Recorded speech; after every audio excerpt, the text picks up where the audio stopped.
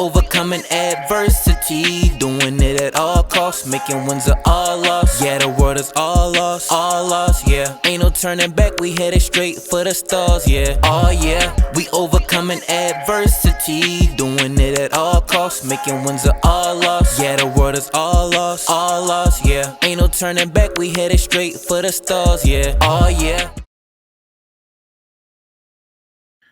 Welcome to the Overcoming Adversity podcast. It's all about transformational growth and having a resilient mindset. Before we get started, make sure you like and subscribe to the channel. I'm your host, Michael Allison, and today we have the founder and CEO for the nonprofit New Black Wallstreet. He is highly sought after motivational speaker and recognized in the community as an activist. He grew up in a nine-family single home with his mom and his dad. He's also the father of 5 kids who has faced divorce and homelessness. Let's welcome to the stage my good friend, Brother Speaker Jermaine. Greetings. Thank you for having me. Brother, thank you so much for being here with me, man. I've been so inspired by your story. It's been a magnificent journey based off what I've read about you, what I've spoken to you about over the phone. I've been thoroughly impressed from your book that you share with me too, man. So just been thoroughly impressed with your journey, where you've been from and where you are going to now with all the things that you got planned going on. Yes, sir. Absolutely. Thank you so much for having me and giving me an opportunity. And your story has inspired me as well. So thank you. Appreciate it, man. Thank you, man. So let's jump into it, man. I know before you got to the level where you're at now and the status where you're at now to being a sought after speaker and so much more, man, your journey started somewhere. If you can, man, can you take us from the beginnings for yourself? Yes, sir. So born and raised in Los Angeles, California. My journey began with what I like to use as a metaphor, the word question. The word question, I use quest I on. And at 17 years old, I had a lot of questions about life. And at that time, there was no internet. You actually had to go to the library and sit down and read. And that began my quest to get information about the things I had been taught. And from there, I would go every Friday and I would sit from the time it opened until it closed. And I would do that Friday, Saturday, and Sunday. And I did that for about 8 years. And from that, I began to have more and more questions about life. And so my journey has brought me to the point of being able to understand that the purpose of life is to live a purposeful life. That's the outcome. So what books were you reading at that time? I began to read books about, of all things, natural childbirth, because my girlfriend at the time was pregnant and I delivered my oldest daughter, Samaya Malia Shabazz, at 22 years old. She was born at home, natural childbirth. Her mother and her family thought that I was crazy. And that was a long time ago, but she shot out 1:15 in the morning, healthy, vibrant, and strong, and doing well today. So that was the first subject that I was studying, natural childbirth. And then from there, I began to study biology, chemistry, and herbology. And then from there, it led me to being an herbalist. And then from there, it led me to discover the different schools of thought, the different religious schools of thought, philosophies, ideologies, different things. I was trying to find solutions. And so that was the beginning of my journey in regards to the subjects. What was it like to deliver your first child? Wow.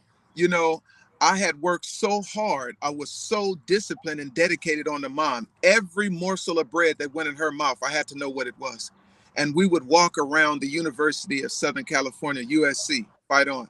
We would do that religiously. And then what would happen was I would make sure she would have every herb, the water, the exercise, the breathing. And we had set up for everything. Well, nature has a way of saying, thank you for your plan, but I have a different plan. We decided to go take a drive, and subsequently we got back in the evening time, and she said to me, I don't feel like laying in the bed. Let's just lay down in the living room on the floor. I just want to be close to the floor. I said, okay. We dozed off. Next thing you know, she said, Jermaine. And I said, yeah. She said, my stomach is tightening up. I said, really? She said, yeah. And my daughter shot out right there on the floor. Wow. So it was an amazing event. And so, yeah, that was, that definitely can transform you. So she was healthy, vibrant, and strong, 7.5 pounds. And she is Doing great to this day. Never been to the doctor, and doing amazing. All right, congratulations, Dr. Jermaine. Hey man, I wanted to jump into this a little bit more. So, can you tell me a little bit more about your upbringing, growing up with all of your siblings? That we had 9 siblings, you told me, and what was that like with your parents as well? Absolutely. So, my mother from Louisiana, my father from Mississippi, came to California in '61. Subsequently, they had 10 children, 8 boys and 2 girls. I'm the youngest boy. The year that I was born, my father began to have a lot of difficulty in regards to his health, and there was an accident that happened. And so my father wasn't able to be there for me physically, but through his hard work, he provided the mortgage from his jobs for us to have a place to live. I love sports, but a transformational moment happened to me in the 5th grade that I'll never forget.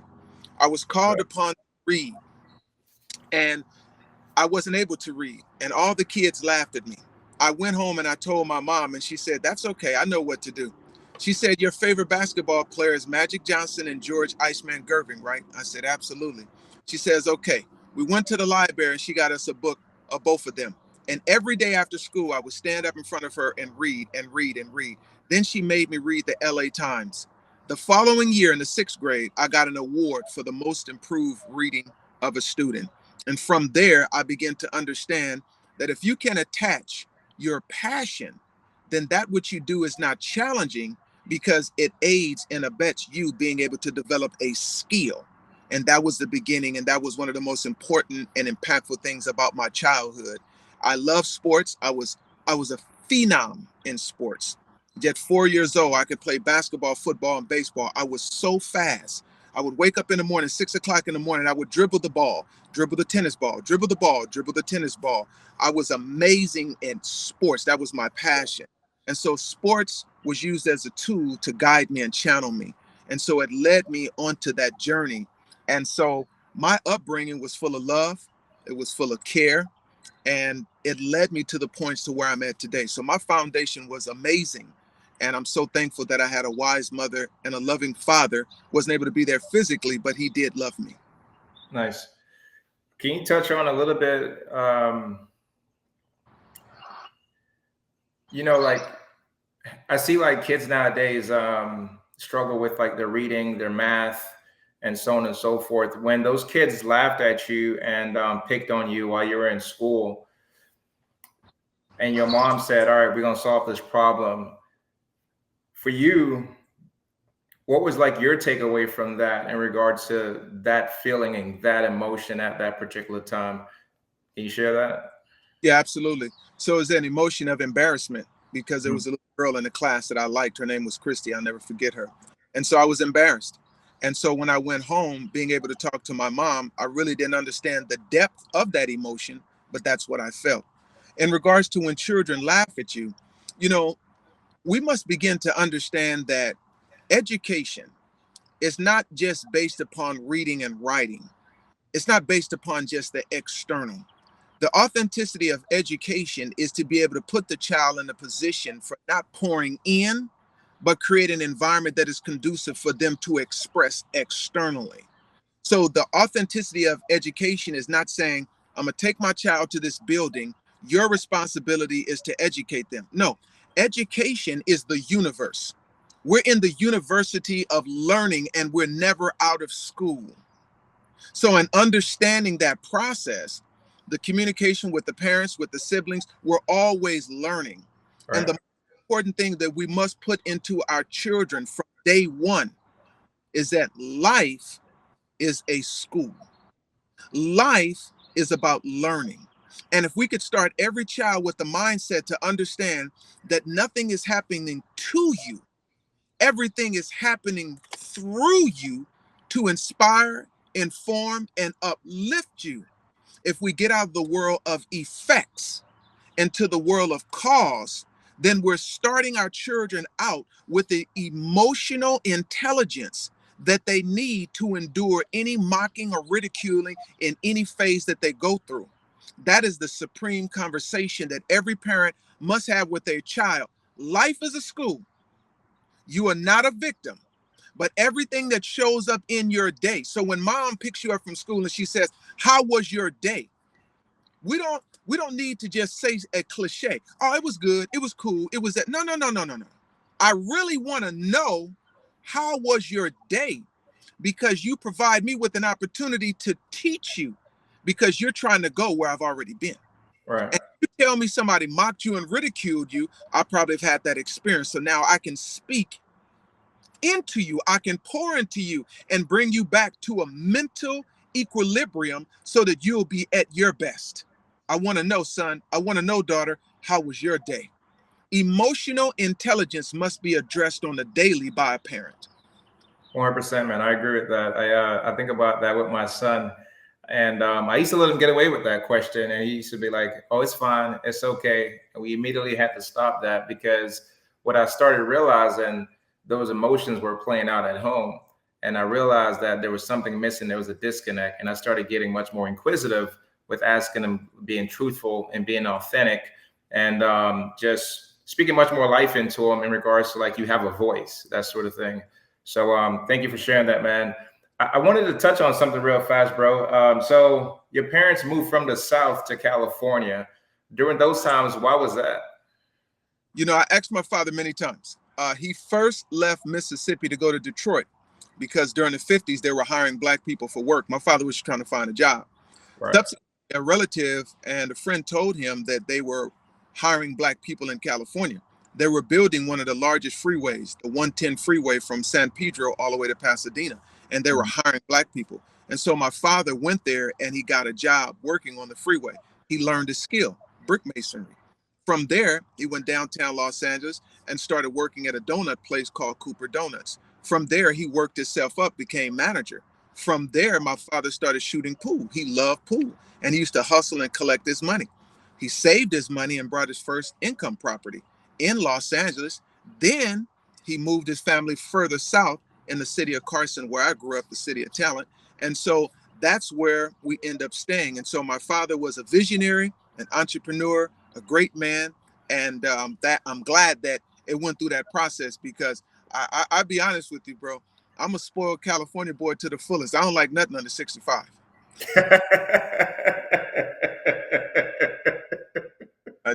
I'm good. So you went off to college. Can you tell me any other struggles you faced before entering into college, or some of the struggles you faced while in college? Absolutely. You know, one of the things that happened to me was in the 12th grade. I was so good in basketball, but all of a sudden I had this freak accident with my ankle and it just would not heal. No matter what we did, time, ice therapy, it just would not heal. But I began to understand something deeper, that I had a different calling, that it was a metaphysical stoppage, so to speak, that my physical body was in tune with my deeper purpose. And so once I began to study and speak, my ankle swelling went down and healed, and I've had no problem with it since that particular time. So going into junior college, El Camino Junior College, I studied different subjects. But what happened was I met a young lady, fell in love, she became pregnant, and I was thrust into desire and focusing on taking care of someone else. So I left college and just began focusing on taking care of my child. I was Mhm. still in the intellectual pursuit. And here's one of the things I want to say about that question. One of the travesties about great speakers and leaders in our community, from Malcolm X to Dr. King to Yusuf Ben Yakinen to Sheikh Anta Diop to Chancellor Williams, to all these great people, Dick Gregory, et cetera, et cetera. There seems to be an intellectual disconnect from service to embracing the thought of prosperity. And Why is what the that? and Go ahead. what the disconnect is, looking at America's economic structure of capitalism, we have somehow misequated prosperity as being connected to embracing and keeping in power the white power structure of economics. Mhm. Above the law of America and above every economic system in the world, that is the law of God. In understanding prosperity, you see, rich is loud. Wealth is the accumulation of intellectual capital, the expression of your talent, your skill, and your gift. Wealth is a proper acknowledgement and a relationship with your creator. Wealth is a proper relationship with your family member, with your community. Wealth is a holistic system through which we begin to understand that greed and avarice is not connected to the root of prosperity, because God created a system of prosperity that we can tap into. And so the disconnect, at one time, I'll tell you the story really quick that I heard. Malcolm was in Philadelphia, and his wife, Queen Betty, who I love and admire, she called Malcolm and she said, the girls are hungry. We don't have any food. And he said, okay, I'm going to try to do what I can. He got a job as a painter and he started painting in Philadelphia. His teacher, Elijah Muhammad, spoke with him and said, Malcolm, do you want to be a painter or paint the hearts of men with truth? And at that time, that was accepted. The reality was that he could have been both. You see, we are evolving as a people. And I'm sorry so long on this point, but I really want to hit this point. We are evolving as a people. And so now we're at a point where that mindset was available, but it hadn't downloaded yet to the masses.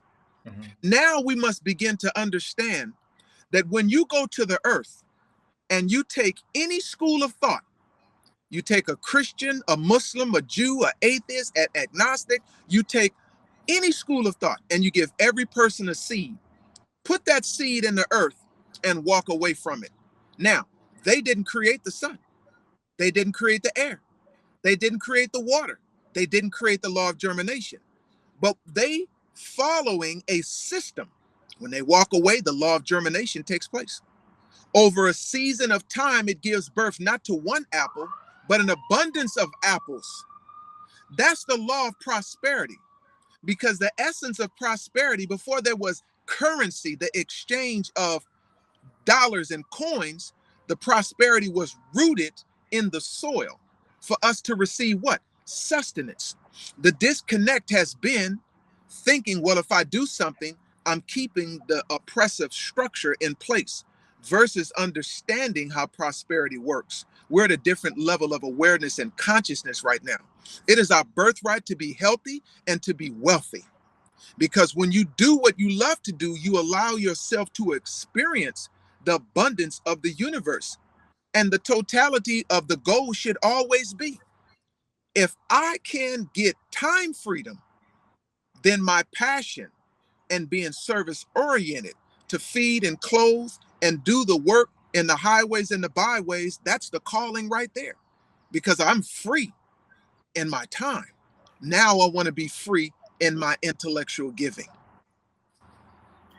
High level conversation, bro. So why is that lacking now? It's lacking now because we have to give birth to new leadership. We have to have a paradigm shift.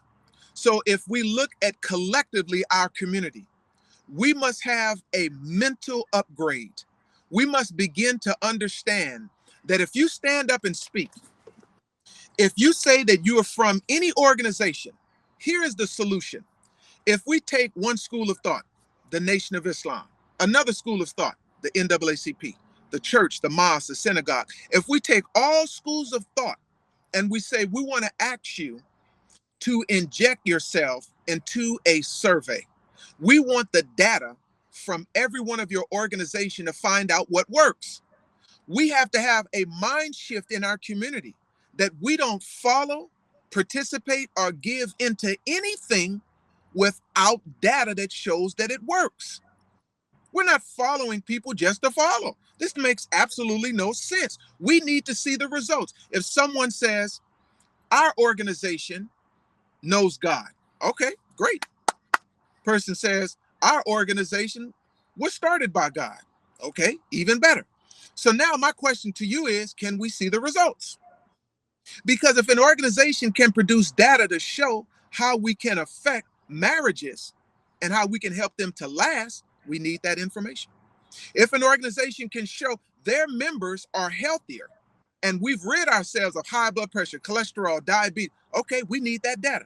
If an organization can show that we have eradicated poverty consciousness, that our members have the highest percentage of home ownership, that our members have the highest FICO score, okay, this is wonderful. Then we need this data so we can give it to our community so we can change the game.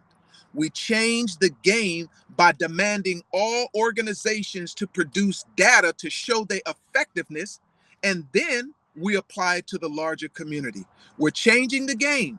We cannot allow any more for the people to teach conspiracy theories without holding them accountable on, okay, you say this, now what is the solution? We can't go to a church, a mosque, and a synagogue and spend 45 minutes talking about the power of evil and 15 minutes talking about the power of God. So I want to follow up on that. So you're an activist. What empowered you to get into that space of being an activist and sharing your message? Absolutely. You know, I've always had this spiritual and interconnection with Malcolm X, my hero. And so reading the autobiography of Malcolm X at 17 years old changed my life. And during that same time in New York, a young, precious 17-year-old black boy by the name of Yusef Hawkins. Mind you now, there was no internet. So I had to walk to the store every Sunday and buy the New York Times to find out. Yusef Hawkins was a precious little black boy that was just walking home. And he passed through what is called Bensonhurst. A white Italian mob murdered him. That changed my life. And from there, I've decided to become an activist. And then 2 months later, I went inside of the Delamo Mall, and they had what is called Walden Bookstore. I read every book there that they had on Black history, Black culture. I got upset and I wrote a letter to the corporate office asking them to put more Black books. To my surprise, 3 months later, they had a whole Black history section. I was so excited. I started buying every book. And from there, I began my journey. And then I became an activist, speaking out and doing things.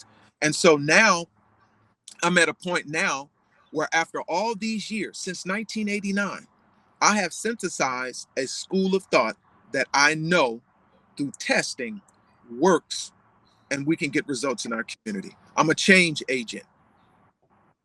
As a change agent, did you ever experience anything with being an activist? Did you get anyone like oppressing like your beliefs, your thoughts, your movement on your journey? I'm not for sure I understand the question. Can you say it again, please? Yeah. Did you ever get like anyone just against whatever you're talking about and just trying to challenge you based off what you're speaking about? Oh yeah, all the time. And the reason that is because there's a level of comfort in being a victim. You see, because unfortunately there's going to be another police shooting, right? Okay. So we as a people are not going to solve anything by slogans. We shall overcome was a slogan of the 60s. Black power was a slogan of the 70s. Political power was a slogan of the 80s. Say it loud, I'm black and I'm proud. These are slogan, Black Lives Matter. That's slogans. A slogan is not a solution. It's a slogan. So how do we bring about solutions? So a shooting happens. The community is upset. It's injustice. Then the conspiracy theorists, they're going to jump on YouTube and social media and talk about conspiracy theories, conspiracy theories, conspiracy theories. It's an absolute waste of time. So they get very angry with me when I say this. A solution in understanding where you are. Now, political has a power. Metaphysical has a power. What is a solution? How do we stop a police shooting? Well, it's very simple. It's not going to happen overnight, but it's very simple. Let me explain to you how this works. If you live in a city and the police are called peace officers, they receive tax dollars. Okay. The number one thing that a capitalist society understands is economic empowerment. If we're on the cups of $2 to $3 trillion, then we have to use our sphere of income to affect change. So that means there have to be a collective agreement, a collective mindset that we are going to make a decision that we're not going to tolerate this anymore. We're not going to be the entertainers of the world anymore. There's going to be unity in everything that we say and we do. We're not going to hold signs, we shall overcome, Black Lives. We're going to show you economic power. We're going to bring our family together. How we solve a problem in our community is that we come back to the table. We take on the adage that it takes a village to raise our community. So we begin to see each other not as opponents, but we begin to see each other as family. That's root number one. Number two, economic sanctions upon those who did this to a member of our community. Number three, we're not going to settle out of court. And what we're going to do is, and I know this seems harsh, but I'm going to tell you something. When you walk down the street and a dog sees you, if that dog senses fear, they're going to come after you. Right. When that dog doesn't sense any fear, they're going to leave you alone. We need 100 to 1,000 Black men to stand up in every community and hold a press conference and say to the police, listen, not only do our lives matter, but we are not going to tolerate the shooting of our people anymore. Are we understood? That's all that we need to say. We're not playing anymore. When we stand up, you notice this, brother? Have you ever noticed that when the NRA has their meetings, have you ever noticed when they pass laws for anybody to get a gun? They don't care, no background check, 15 years old, you can get a gun, you can do whatever you want to do. They don't care. Florida, Texas, they don't care. Open, they do whatever you want to do. But when you see a Black militia walking in Akron, Ohio, and it's hundreds of Black people caught with guns, all of a sudden, it's just like back in the 70s when Ronald Reagan was the governor of California. When the Black Panthers put guns and they walked towards the Sacramento, they said, oh no, we got to have new gun laws. We got to stop it. Have you ever noticed that? Why? Because they recognize that some accountability is happening. We have to stand up and be strong economically and physically. And every Black person in America has to stand up and say, we're not going to sing a song, rap a lyric, dunk a ball. We're going to catch a ball. We're not going to throw a ball. We're not going to do nothing. We're demanding that these murders stop now. And with one voice, we say to the FBI, to the police, and to everybody in America, no more killing of our people. When we stand up and do that, they would say, wow, they've finally woken up and we can't do this no more. A precious little boy knocks on a door and a man shoots him, walks outside and shoot him again? Are you kidding me? No. You have to understand, our lives have to matter to us first. We have to be nonviolent with ourselves first. We have to recognize that we're not opponents first. In order to shift the dominant community, the micro community must shift in how we are. We must be nonviolent with ourselves.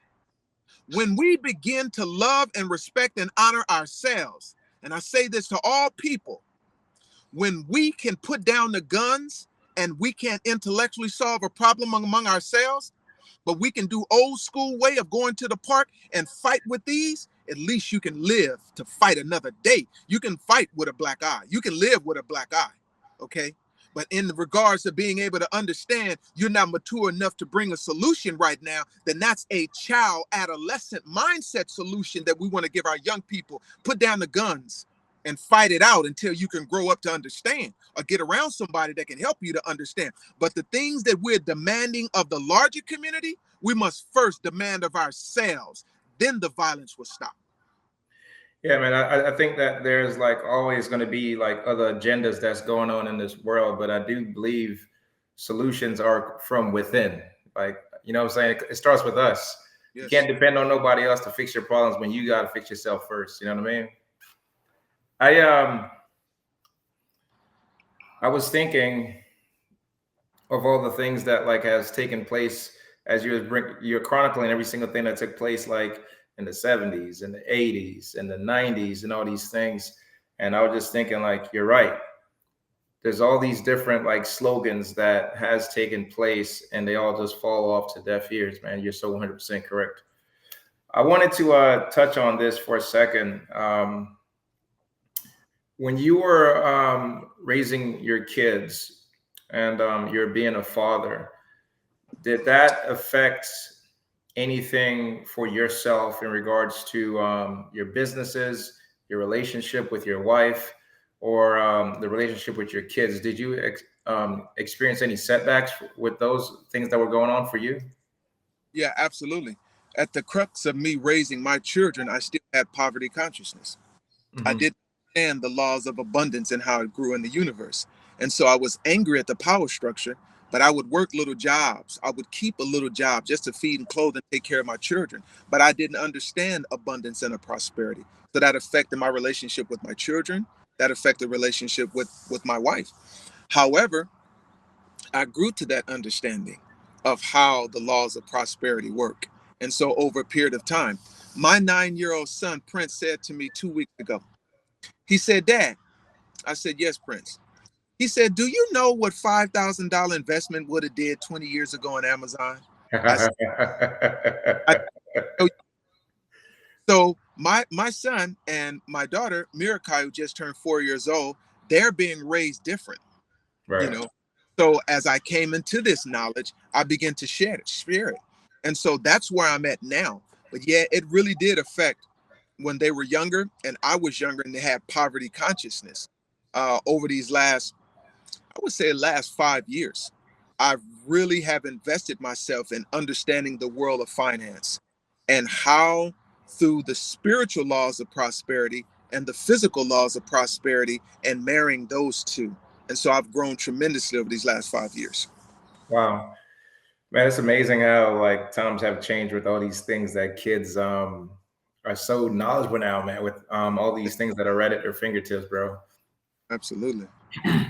We when we had introduced you to start the show, you had shared with me before you experienced homelessness. I know that had to been a troubling time for you, brother. So if you can talk about that situation and how you got into that and how you got out of that. Absolutely.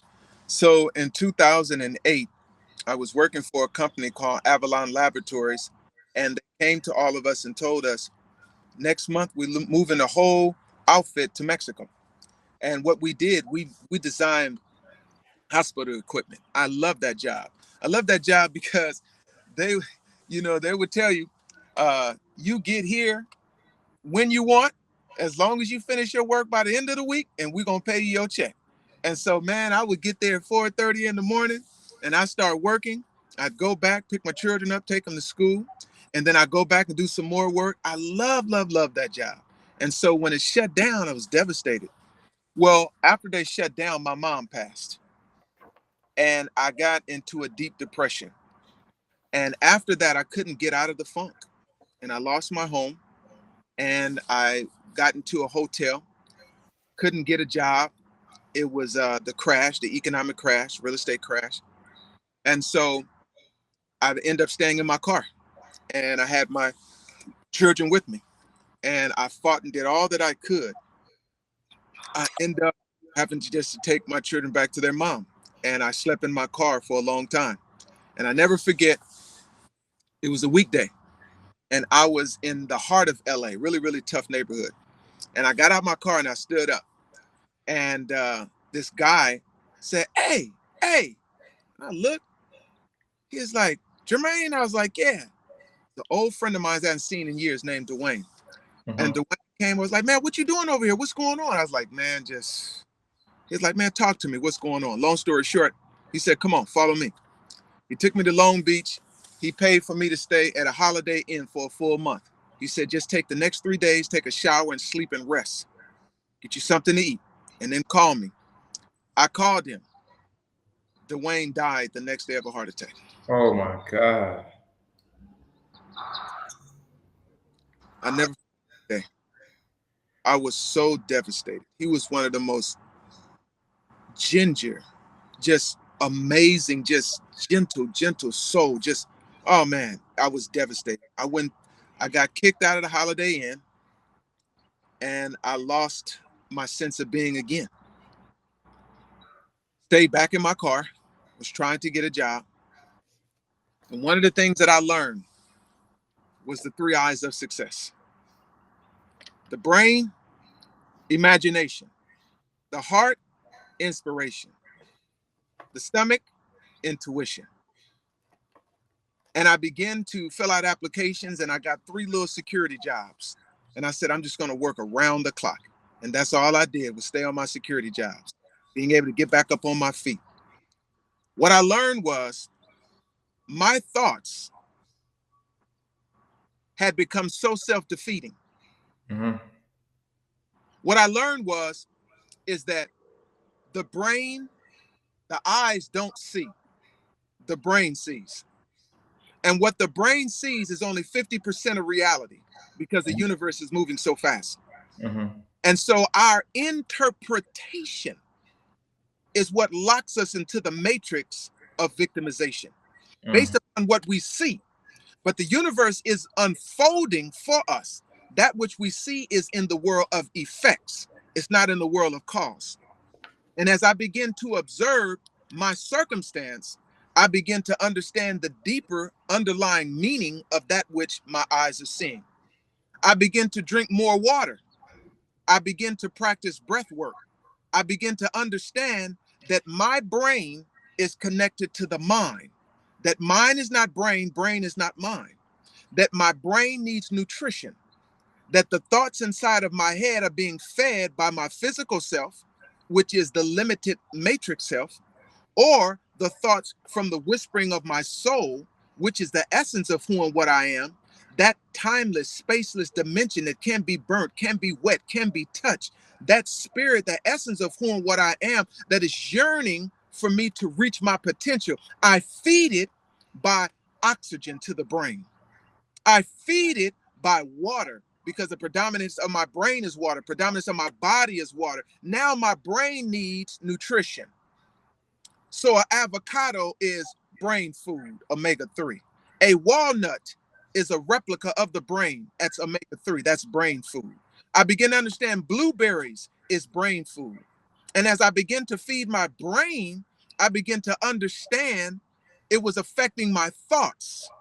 And I begin to understand that I can't do better until I know better, but knowledge is a prerequisite of change, massive action, and allowing the universe to signal back to me what I'm doing in the physical realm so that I can modify that, tweak that, overcome that. Then I begin to understand that it wasn't laugh out loud, but it was a metaphor for leap over limitation. Then I begin to understand that I wasn't doing my gift. And when I am a gift to the world, then the world gives back to me. So it is with the metaphysical understanding of life itself, that we didn't create the lungs of the planet representing the trees. It gives us and don't ask for anything in return. The sun gives us and don't ask anything for return. The sun gives off life, light, energy, force, and power. So in the giveness of the universe, we begin to understand the principles of life, that life is about service. And when you give from a pure heart, then your heart can beat into a new rhythm of reality for you, because you're in a place of gratitude. You're in a great humility. You're in a place of understanding.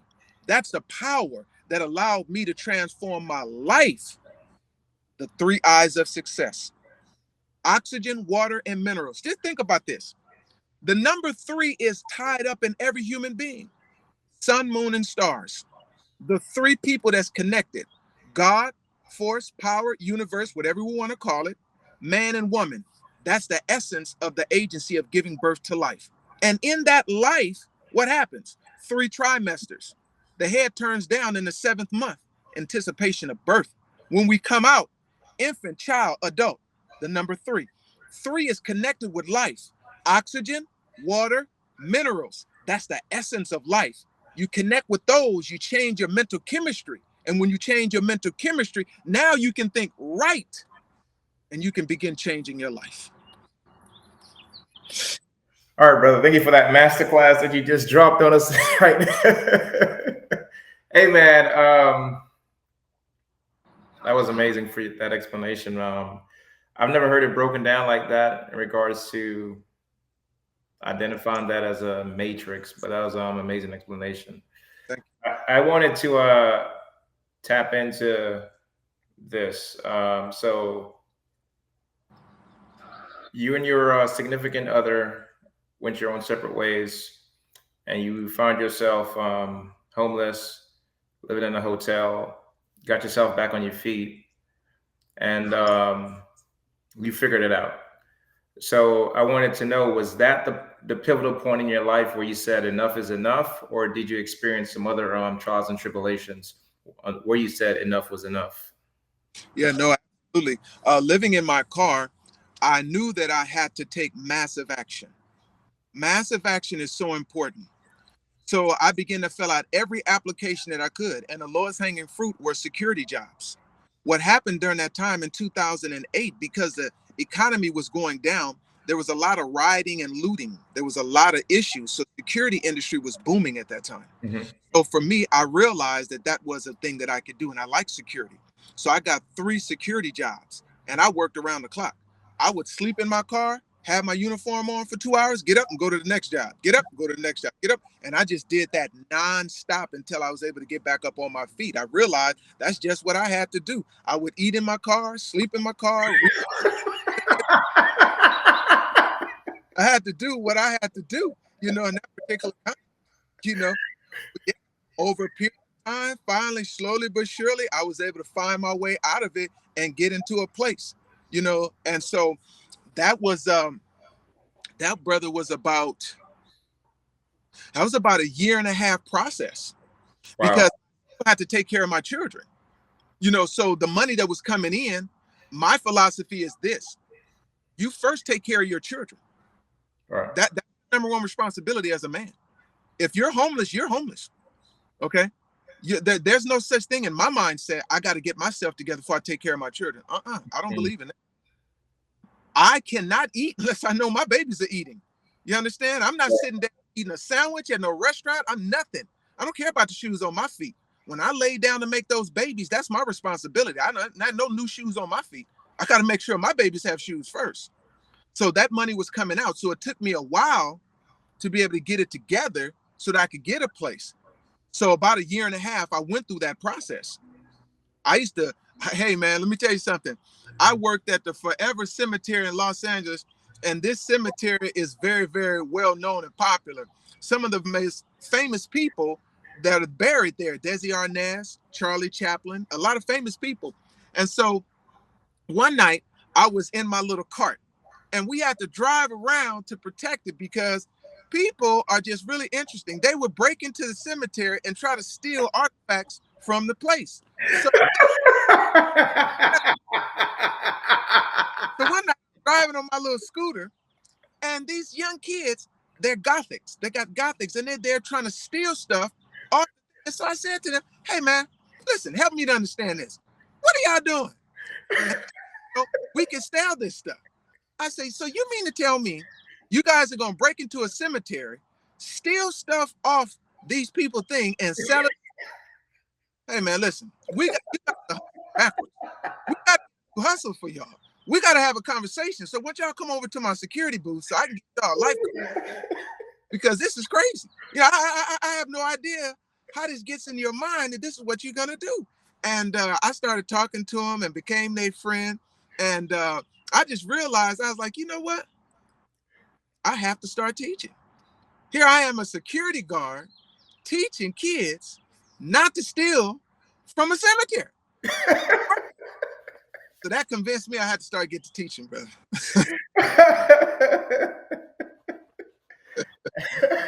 That's one of the funniest stories I ever heard. True story, man. True story. Oh my God. All right, man. So you found your purpose in speaking and a gift of that, and you educated yourself at a very, very, very young age. And you said, I'm going to pump that into this company called New Black Wall Street. Tell us about that. Yeah, in 2015, I watched this documentary on Black Wall Street. I'd Uh-huh. never heard information, and I was blown away at the historical aspect and was wondering why I never heard about it. Subsequently, I began to study everything I could get my hands on. And in 2016, I set up my nonprofit organization, New BLK Wall Street. BLK stands for Business, Leadership, and Knowledge. And so we formed a group of people together to focus on entrepreneurship. And so we would do cash mobs, things to support Black businesses. And I was trying to figure out a way in which we could get some grants, some funding to sponsor it. And from there, I began to understand more about economic understanding. And I went to the 100-year centennial of Black Wall Street. And as I walked up and down the street, I could still feel the fear in the air in Tulsa, Oklahoma. I went to the grave site and I met the two survivors that were there, 103 and 101 years old. And it was a life-changing experience. I came back from that more focused and more determined. And so trying to put together a team of people that really wanted to focus on it, because I believe this: if we can tap into economic empowerment that is connected to creativity, then creativity becomes a catalyst for change. Because the first thing that we have a thought of is our idea. Most ideas die within 4 hours because within that 4-hour lapse, that thought comes into mind, well, I don't have the capital. We have to rise above that mindset to understand that we are not to give birth to doubt, but to give birth to the creativity so that we could connect with the cash, right? And so we come with a metaphor. We come with an understanding that money stands for my own natural energy yield, and that the money is an expression. And so New Black Wall Street exists to change the mindset of people so that we can be a catalyst for change in our community. For the listeners that never heard of Black Wall Street, can you give us a quick education on what Black Wall Street is or was? Absolutely. So O.W. Gurley was originally from Arkansas, and he received an allotment, 40 acres of land in Tulsa, Oklahoma. He went there in the early 1900s, and it was a vacant parts of land. And he would invite other people there. And he met with other entrepreneurs. And so they began to set up businesses and shops. And in 1921, at the height of it, do you know that in Tulsa, Oklahoma in 1921, according to the NAACP Research Department, that the Black dollar circulated 100 times? 100 it circulated. The Black dollar maybe now circulates 8 to 9 times. It's getting better. So there were over 300 Black-owned businesses. There were banks. There were movie theaters. All of this was burned down during the Tulsa riots in 1921, when a false accusation was made against a young Black man. It was operating an elevator. It was a race riot that burned it to the ground. That was one of the most successful groups of Black entrepreneurship and Black people ever to exist. And so there's a lot of lessons out of the people that were there. A lot of lessons. And so we're thankful now that it has been acknowledged in history, and it's our responsibility to keep it going. And so for me, I want to really teach Black people and all people, because I believe this. Look, if we could play basketball and everybody buys a ticket to come watch us, that's great.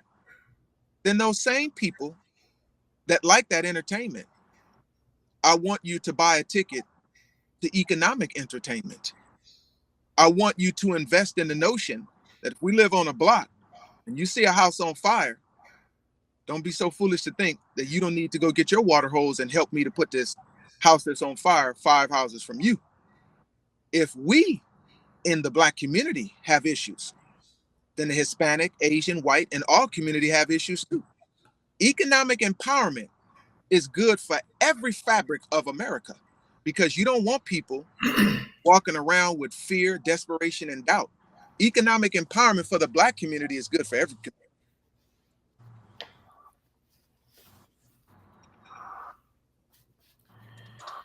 Can you tell me, with this company, what does success look like for you? Like, what are your goals in regards to having this to be a successful company? Absolutely. So what we want to do is implement our after school program.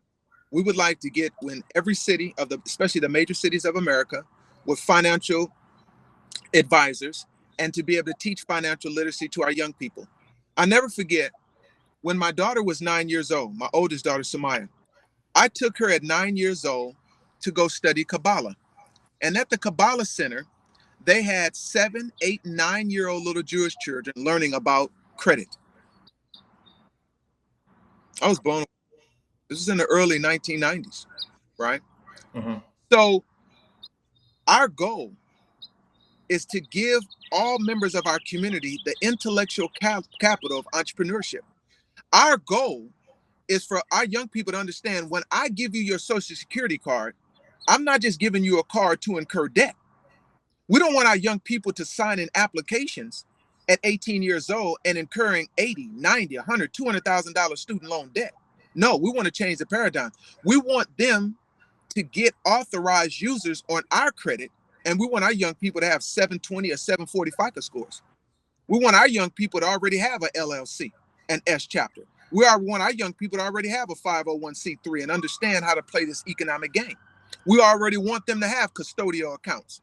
We already want them attached to index funds. We already want them attached to municipal bonds. We already want them to understand treasury bills. We want intellectual capital merged into the psychic of every member of our community. This is what we want. We want 35 to 45 million people to understand capitalism and how to play this game so we could be successful. We want every person in the barbershop that know every skill position on the Dallas Cowboys, that know every skill position on the Alabama football. We want you to know every skill and position. I'm gonna close with this. You know why a lot of people were so angry at OJ? It didn't have anything to do with Nicole's murder. You know why they were so mad? They were so mad because OJ in college had friends that taught him to put together an ironclad financial situation so that they can't pierce his veil of economic upliftment. They were upset that he used their systems to protect him. That's intellectual superiority when it comes to capitalism. That's what we should know. I got to say this. 3 months ago, Chadwick Boseman, a great actor, played in numerous films. Do you know that he didn't have his finances in order? Yeah. And the state of California got $1.3 million of the death tax? Brother, you can get a revocable trust for $499. There wasn't nobody around you to give you that knowledge, that information. The first thing that we have to do is get economic capital information to change the game. That's what we want to do. Yeah, the last guy I just interviewed, I just dropped his podcast, Demont, and that's what his company does, is set up trusts. And he was speaking of the importance of that, and he had to learn it from his mentor out there in California, because no one told him that at a young age. Yeah. So I think it's super, super, super important for you to incorporate that into your business. So many financial assets and tools and strategies that you're talking about here, man. So that is excellent. I wanted to ask you this, man. So it took you a point to get to this particular mindset. You know what I'm saying? Like, because like you just shared your struggles, cemetery, homelessness, divorce, and your mindset now is so resilient. I could hear it, and I know knowing what you're talking about. Can you talk to me about the importance of our mindset? I don't know if you can hear me, but I can't hear you. I can hear you. You can hear me? Yes. I couldn't hear the question. I'm sorry. Yeah, brother. I just want you to just tell me the importance of a mindset because you speak so much about that in regards to how people should be thinking. So I just want you to just elaborate on the importance of mindset. I can't hear. I can't hear.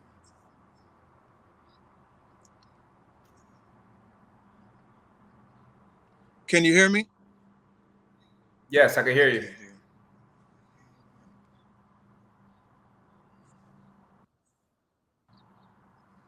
Can you hear me? I can't hear. Yes.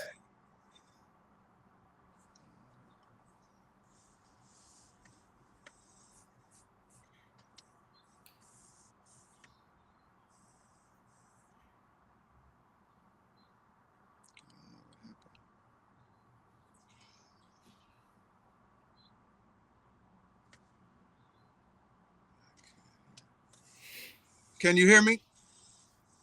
I can't hear you. Yep, I can hear you.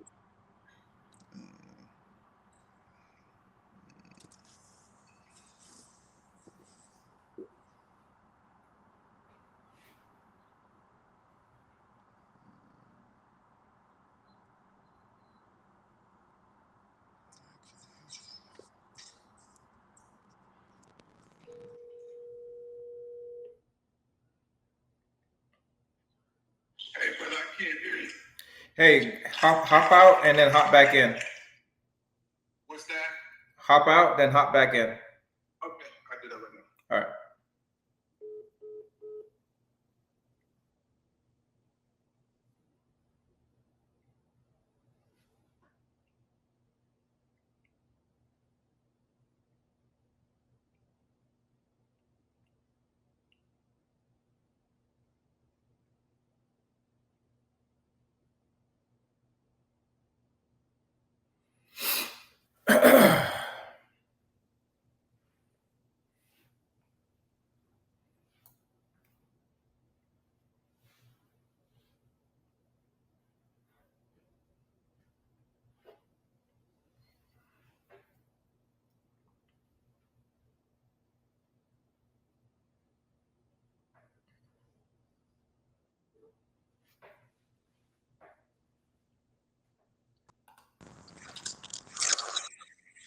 Test, test, test. Can you hear me? I can. Can you hear me? Yes, I can hear you. Okay, good. I don't know what happened. All right. So let's pick it back up. The question I was going to ask you was around mindset, and then I'll just have my editors cut it. I think it stopped at like 50. If you look up to the left, you can see where we're talking. So I think it stopped at like 54. Okay. And I'll tell them to pick it up at 58 and wherever we start off here. Absolutely. Cool. Absolutely. All right. Okay. Mindset. Let me ask the question. Let me ask Okay. the question, and then I'll just tell them to pick it up from the question. Okay. All right.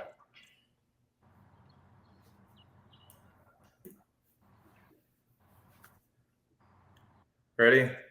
Yes, sir. All right, here we go. So you spoke a lot about mindset, right? And I wanted to know if you could speak a little bit about the importance of developing a mindset at such a young age, just like you did. And you're speaking towards the economics and all these things, all of these strategies and all of these assets that we could equip ourselves with to prepare ourselves in this day and time, in this economic space that we're living in. So can you talk a little bit about that? Absolutely. So when we're born with what is called mirror neurons. So when the brain is forming in the womb, the brain is situated so that we begin our first stage of learning. From 0 to 3 is our biggest space of learning. Now let's separate the two here. My brain is that which I carry. When I close my eyes, I can visualize a lemon. And if I focus my visualization on that lemon, I can enhance it to the point to where my mouth will begin to salivate just from the memory neurologically of that lemon. Now, if I open up my head, there's no lemon that's there. Mind is the field, brain is the local. Brain is not mind, mind is not brain. From 0 to 7, the mirror neurons are mirroring everything that is in our sphere. There's an intellectual download. The child has no filter. Neurologically, they're not programmed yet. So everything that they see and they hear, they mirror. Okay. Now, as we are intellectually programmed, right about 9 years old, this voice begins to develop. The voice inside of us. That comes from the external voices that we've heard over the year that have downloaded into our subconscious mind.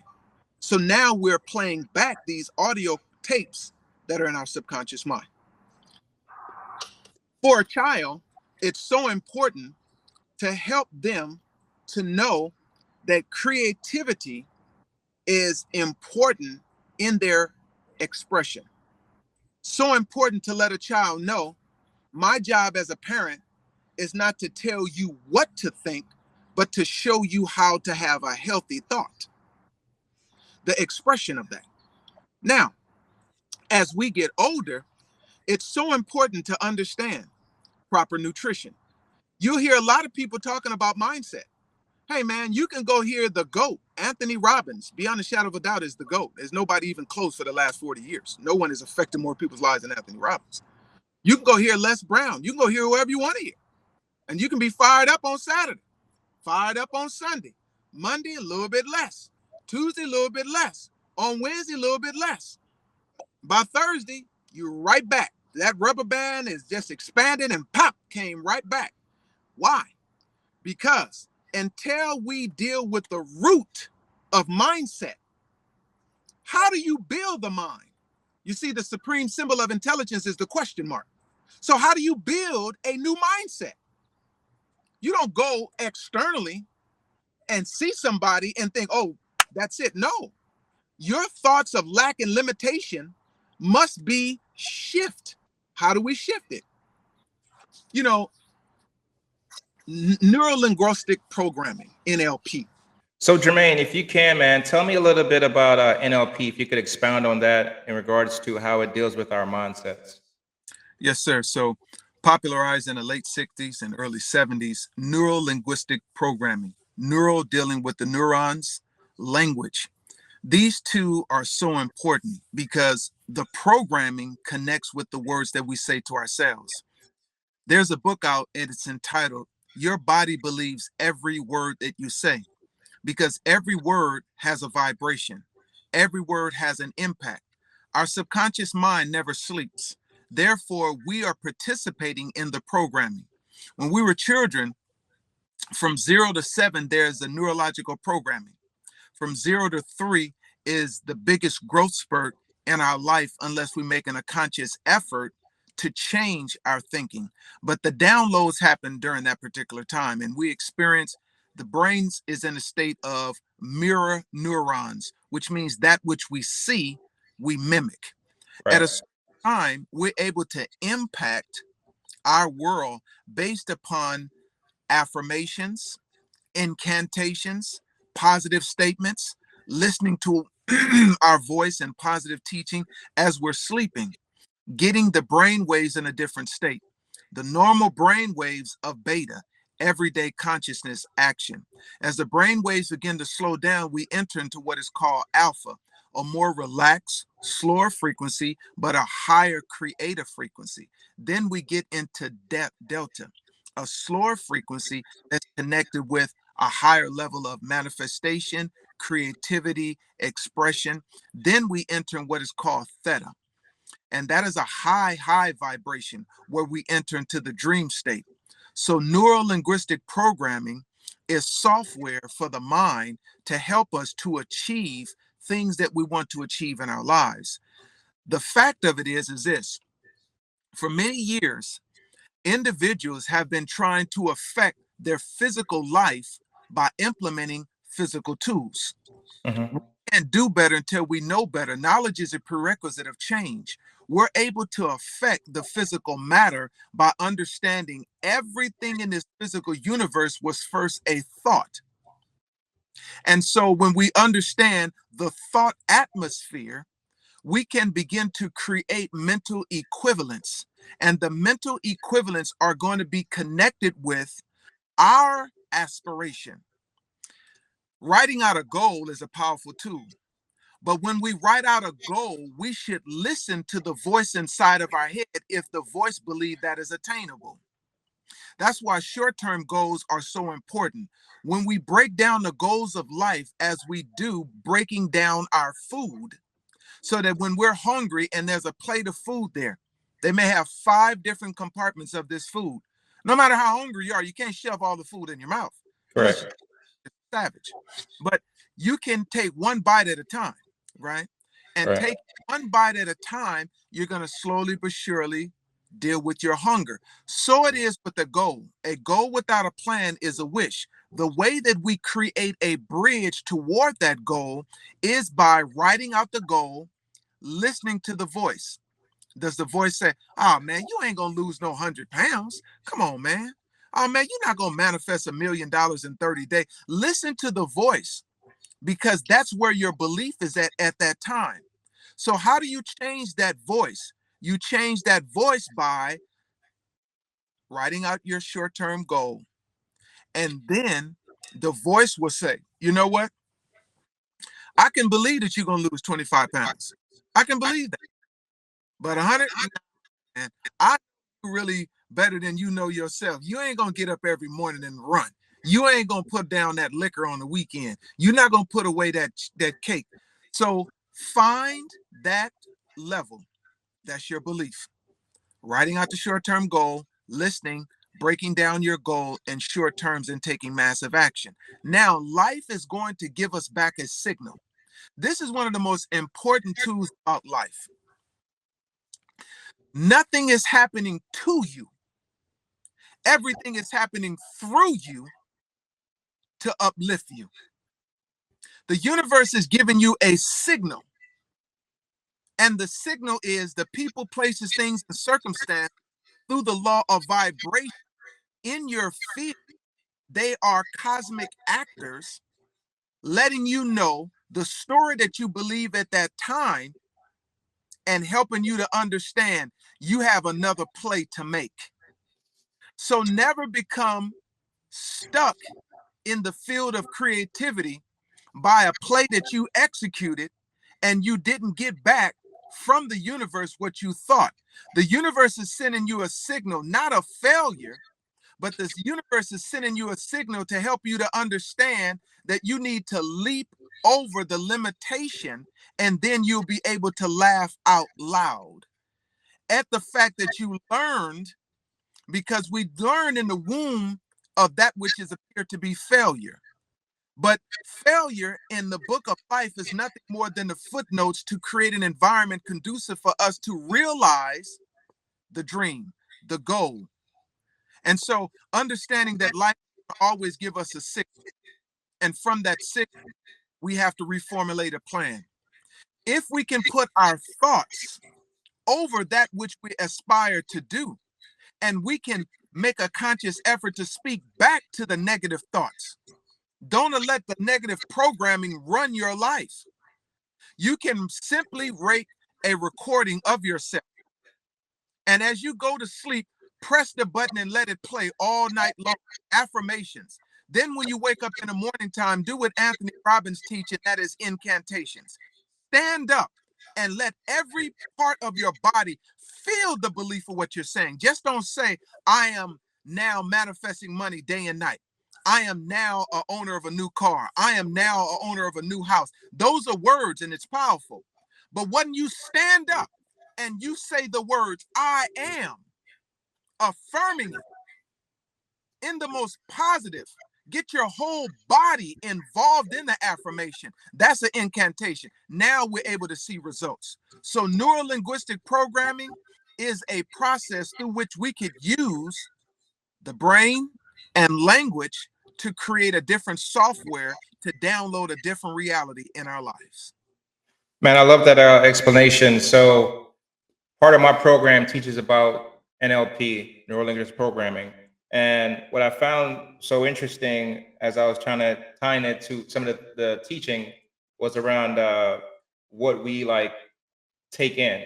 So if we like focus on the news, that will sell you a whole bunch of things that you probably don't need to be listening to, or if you're paying attention to so much to social media and all these things are filtering through your head, like you could take away all these negative things, and then that's where your mind starts running away with all of these negative thoughts. Another thing around that I thought about too, as well, is I want you to, if you could expound on it a little bit, is as much as some of these negative thoughts are inside of our minds, can you talk about like the people that are around us, or our circle, our network, and how they influence these types of negative talks or limiting beliefs, and some of the things that may be tied to like imposter syndrome? Absolutely. So in most cases, we're born by ourselves. In most cases, we're going to check out by ourselves. Our family and our friends is like getting on an old school bus. You see them every morning. They're going to school, they're going to work. Hey, good morning, bus driver. Hey, good morning. Hey, how you doing? Good to see you. You sit down on the bus. You may talk about the sports event last night. You may have small conversation about going to a job interview. But when it's your time and your stop is coming, you have to get off that bus. I don't care how much you like the people on the bus. It's time for you to get off. Your individualism is never lost, even when you're on the bus and you're having great conversation. Even if you're single and it's the most beautiful man, most beautiful woman on the bus. Hey man, I'm sorry. You got to hurry and try to get the phone number or do something, but you got to get off that bus. It's your time. Okay. Now you're gonna be crazy enough to miss your stop, then we got some other issues to work on. But is that friends have a place. You see, associates have a place. It is so important to understand the community of self. Your best friend is always going to be your passion. Your best friend is your passion. And your best friend being your passion is going to connect with your divine purpose. The family of yourself is your right brain creativity, left brain dealing with everything that's physical, and your heart. From these three, this is your family of creativity. You can do the weave with these three. You can manifest anything you want with those three friends. Every other friend that is external is mirroring back to you certain levels of mature or immature aspects of your personality that you have to manifest. Friendship through the years is beautiful and special. Hey, we went to elementary school together. We still associates. We still friends. My cousin is my associate, is my friend. The supreme investment in life is the community of self and the relationship of self. If in fact you have people who don't have the same aspiration as you, we can put them in different categories. I'm familiar with them, but the holistic aspect of who I am and who they are is connected to my passion, because my passion is my passport to experience prosperity. And it's a journey that everybody can't take. So I can understand they have a different outlook on life. My associates, my friends, they have a different goals and ambitions. My associates, my friends, our friendship is tied to certain things, and I respect that.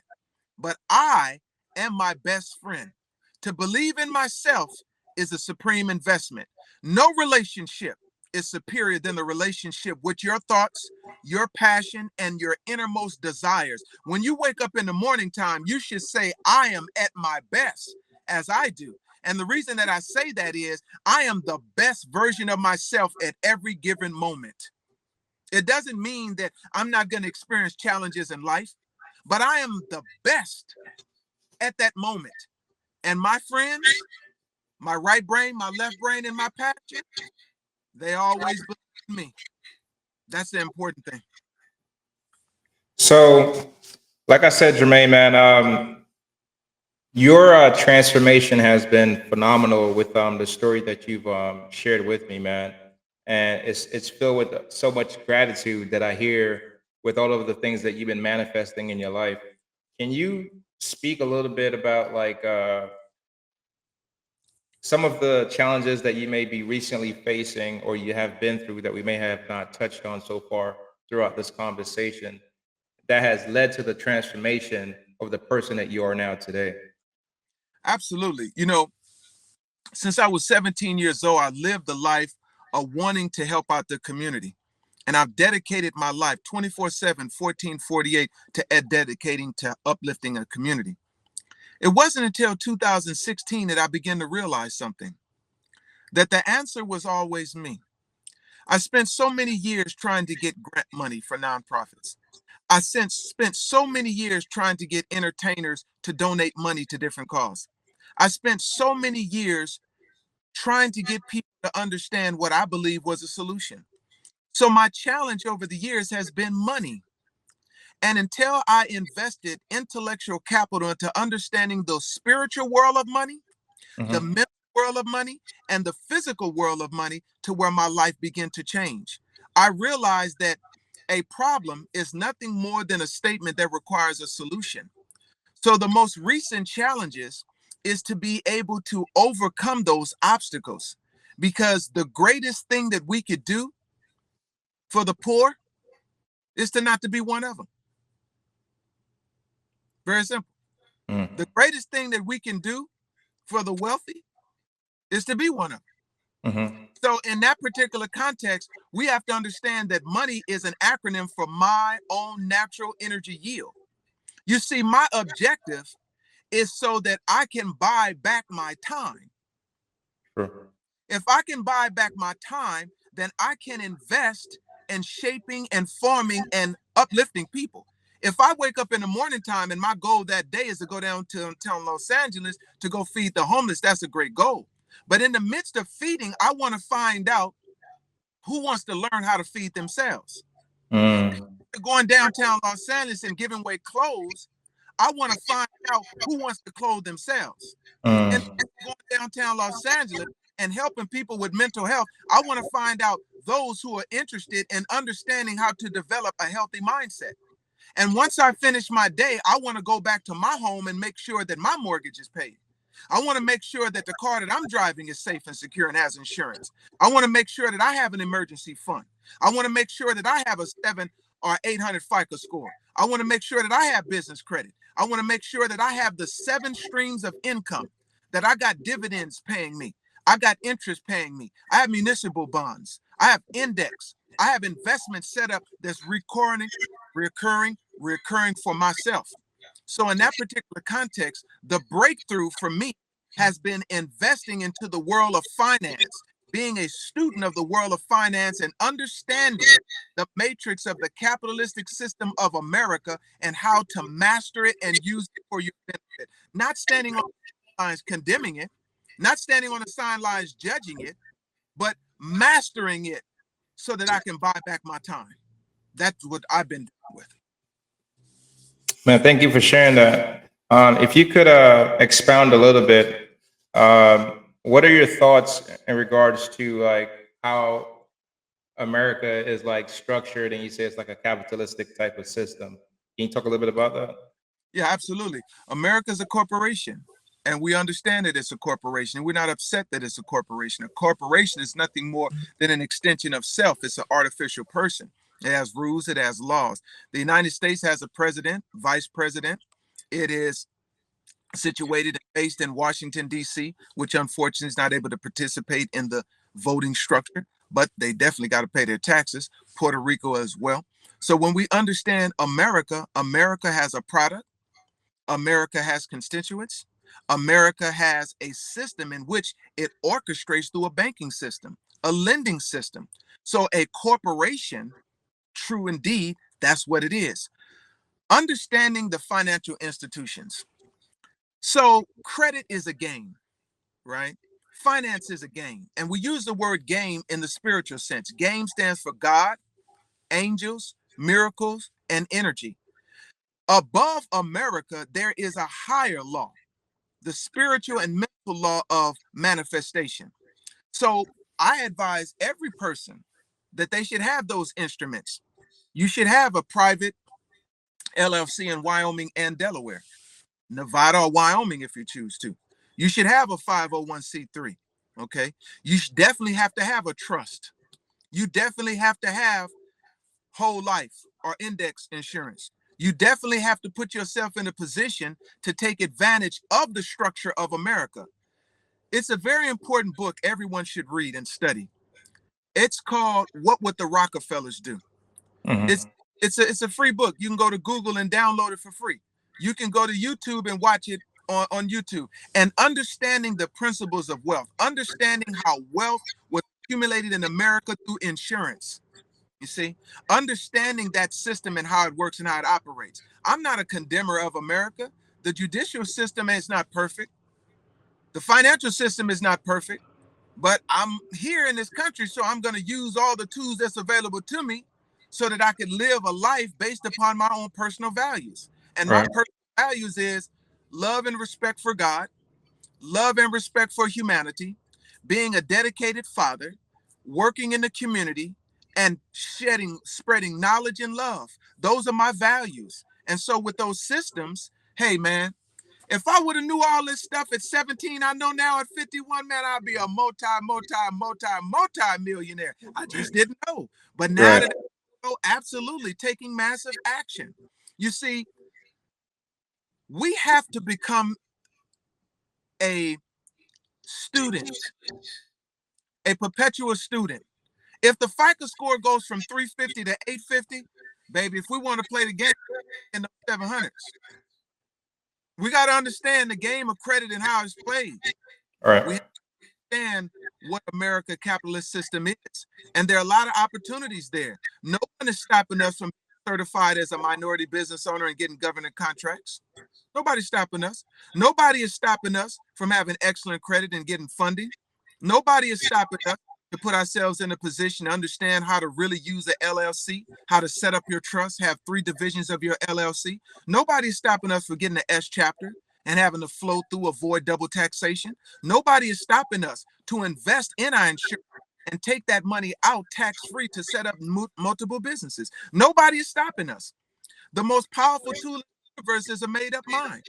I tell all the conspiracy people all the time, hey man, if we can get rid of all the conspiracy teachers in our community and every person would focus on developing the health of their brain and the health of their, if every person would get massive action toward their goals, we would be a community of manifestors, not a community of criers and beggars and whiners and believing in conspiracy theories.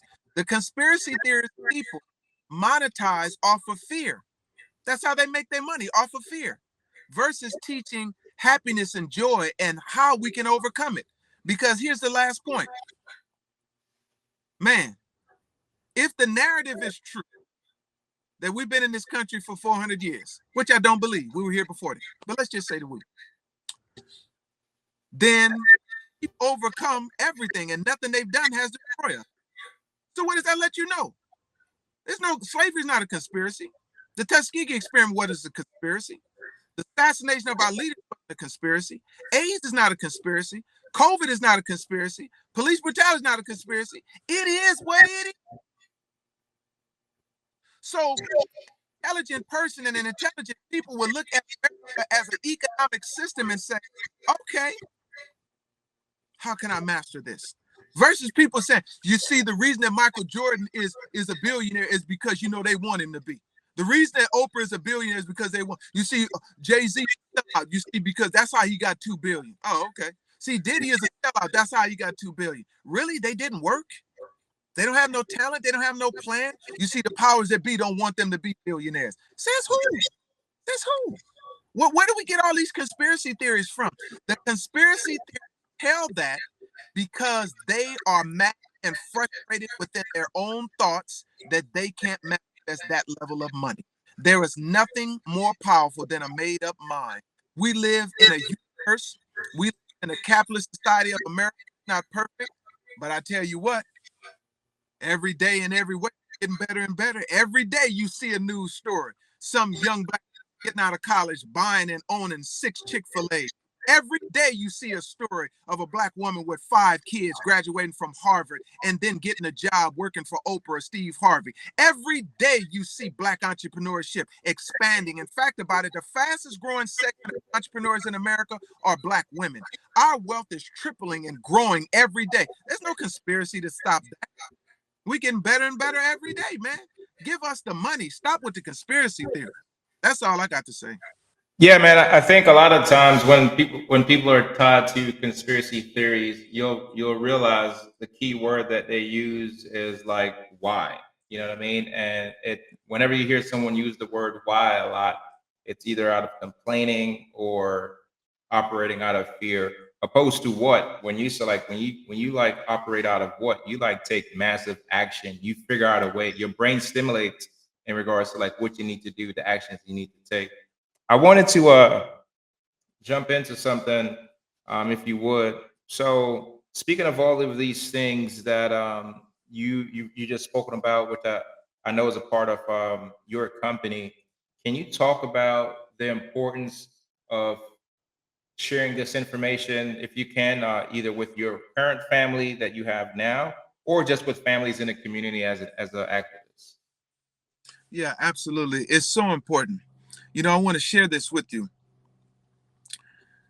My mom passed away in 2006. Her mom passed away in 1986. My uncle, my grandmother's son, disappeared in Louisiana in 1943, and no one ever knew where he went. He left as a teenager. Last Saturday, I found him, and it was an amazing event. He passed away, but they never knew what happened to him. I found him. One of the things that I'm seeking to get investment for is to launch a new program called Family, Friends, and Finance. Families come together around a table and we have a dinner. I stand up and I do a PowerPoint and implement their family tree. And then I break down their historical family tree. Then I answer 3 questions in analyzing their family: the entrepreneurship that runs through the bloodline of that family, the health aspect that runs through the bloodline of that family, and the theme of that family. What is the underwriting theme of that family? And then at the end, the family is able to get their t-shirts that I've designed, and it has a barcode on the back they could scan, and it has their family story that I did in an audiobook version on it that they could purchase at the end of the event. Mhm. We want to have these family meetings. We want to bring people back to the table of conversation. We want to help people to understand the conversations around finance and friends and family is central for our growth and our development. Intellectual capital is so important. Sharing the information. We need more book clubs around entrepreneurship. I want to start a national book club called the Manifestation Book Club. And in this book club, we're going to have books that we're going to read each month. We're going to come together each month. But the difference between this book club is that we're going to announce manifestation of each members. And we want everybody that's a member in this book club to have at least a 740 FICO score. If you don't have it, we're going to help you to get it. And then we're going to read books. And then we're going to show the growth and the development. This is the thing that's missing in our community. We don't produce data. People been going to the church, the mosque, the synagogue, Hebrew Israelite for years. And we don't have any data to prove any of this works. We just don't have anything. We don't know if it works or not. If we had data to show that in the Christian church, the percentage of marriages, is the Christian church producing successful marriages? Is the mosque? Is the synagogue? Who is it? And then once we find out about it in our community who is doing that, we focus on their school of thought. Who in our community is producing the most entrepreneurs? Who in our community is producing the people that is lowering the crime rate in our community? Who in our community is helping people to stay out of prison? We need data. We need documents to show what is effective, what is working. We cannot say, oh, one day Jesus is coming. Okay. One day Allah is coming. All right. One day Jehovah is coming. Okay. That may all be true. But as we're living here right now, the question is, what school of thought can affect us while we're living to achieve our structure? And that's what we need to do, because we have to stop this war between each other. I got to say this one last point really quick. It really bothers me when I see these podcasts hurting each other and talking bad about each other. Look, man, the woman is not my enemy. How could a woman be my enemy? That doesn't make any sense. Mm-hmm. That just absolutely makes no sense. She's a part of our family. Men are not the enemy. We're part of the family. Just because we can't coexist don't mean that we're enemies. It simply means we don't have a higher knowledge on how to coexist with each other. That's all that it is.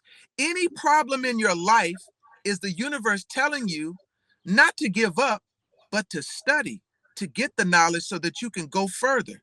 We're not enemies of each other. We're family. And we have to have conversations around family. And anybody that's listening, my name is Speaker Jermaine. I want you to subscribe to my YouTube channel. I want to connect with you. I'm looking for people that want to connect so we can make these things into a national reality. We need a national book club of results. And I want to put my program out there. Family, friends, and finance. All around America. We want to. So that's my answer. Thank you, man. So before we get ready to wrap up, I know you got to get out of here. What are some key advice that you would like to share with our listeners based off like your childhood upbringing, all of your life experience as a business owner, and just some of your life experience as an adult too as well? What is it that you'd like to leave with our listeners? Here it is. I nor you didn't come into this life to receive a runner-up trophy. I nor you didn't come into this life to receive a runner-up trophy. Never give up on life. Life is a beautiful and a special thing. I am 51 years old. I've had so many frustrations and disappointments, people would have gave up over 100 times. Don't you ever give up on you. The beauty of life is not in the measurement of numbers. The beauty of life is in the measurement and the growth and the development of the level of manifestations that touches the heart of another person. Your soul touching another soul is the most rewarding thing in life. I've had a lot of money. I've lost a lot of money. But the greatest thing that you could do is to be an advocate, is to be a patron of another soul. We are spiritual beings having a spiritual experience in this physical body. Never give up on you. I nor you didn't come into this life to receive a runner-up trophy. I am Speaker Jermaine, and I am at my best, and so are you. Speaker Jermaine, you know what? One question just popped in my mind, and I have to ask this question, brother.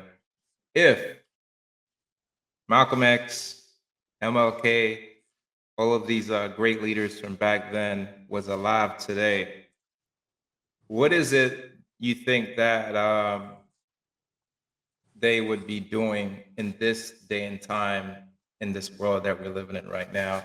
And I also want to hear your thoughts in regards to, would you be a part of what they would be doing, supporting them, or part of whatever movement they had going on? It's very interesting you asked me that question. I wrote a book 2 years ago called 39. And in the book 39, I answered that question. I haven't published the book yet because I kind of want to turn it into a play. Okay. But the reason that I named it 39 is because Malcolm El-Hajj Malik El-Shabazz was assassinated at 39. And Dr. King was assassinated at 39. Mhm. So what I do in the book and the play is I show that they live a totally different life. Dr. King leaves America and he goes to become a statesman in Britain. And him and Coretta raise their daughters and they live a happy forever life. Malcolm moves to Africa and becomes an international jazz player. And because he loved jazz so much, that's just what he wanted to do. That's how he wanted to live his life. They had given our community 39 years of their life, their wisdom, their sacrifice. They gave their life, but in his second life, they gave the life back to their children, to their wives, to their daughters, to their sons. That's what they did. If they were alive today in the literal and they were here, I truly believe that Dr. King was moving towards politics. I truly believe that Malcolm was moving towards nationalism and wanted to affect change. I believe that both of them would be eagerly engaged in the justice for us as a people and all people. And 110%, I would be there. You know, just before Malcolm was assassinated, he went to go meet with Dr. King. Dr. King wasn't able to be there, so he met with Coretta Scott King in the church. And they were forming an organization to merge together and to address certain things. So I believe that their wives had a good energy with each other. I believe they had a good energy with each other. I believe that they were going to end up working with each other to bring about a solution for our community, putting forth the political, the social, economic aspect of it. And absolutely, I would be a part of it in every single way. Absolutely, man. Thank you for sharing that, man. My last question.